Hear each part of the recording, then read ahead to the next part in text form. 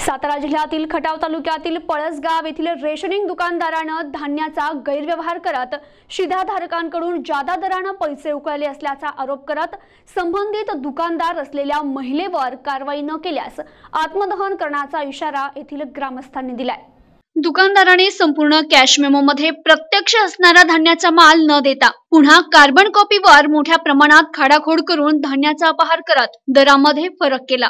तसेच सरस्वती अंकुश फडतरे या दुकानदार महिलेनं हा अपहार केला असून लोकांना नुकसान भरपाई देण्यात यावी याबाबत ग्रामस्थांनी शासकीय कार्यालयात पत्रव्यवहार देखील केलाय। विशेषतः या दुकानदाराची चौकशी तालुका पुरवठा अधिकाऱ्यांनी केली आणि त्यांनी याबाबतचा अहवाल देखील वरिष्ठ कार्यालयात सादर केला।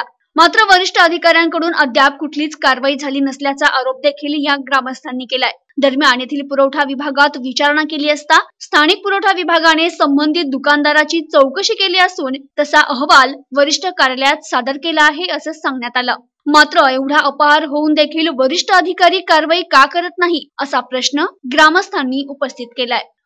मी प्रकाश पुरोहित पळसगाव रेशनिंग दुकानदार संदर्भात ग्रामस्थांच्या वतीनं ग्रामस्थांच्या तक्रारीवरून ग्रामस्थ अनेक दिवस त्रासलेले पाहून मी स्वतः माहितीच्या अधिकाराखाली ज्या माहिती उपलब्ध करून घेतल्या त्याच्यावरून लोकांचा धान्य अपहार, दरात फरक, दर जास्त घेणे, लोकांना दुकानातून कमी माल देणे असे प्रकार झाल्यामुळे धान्याचा लाखो रुपयाचा भ्रष्टाचार केलेला आहे।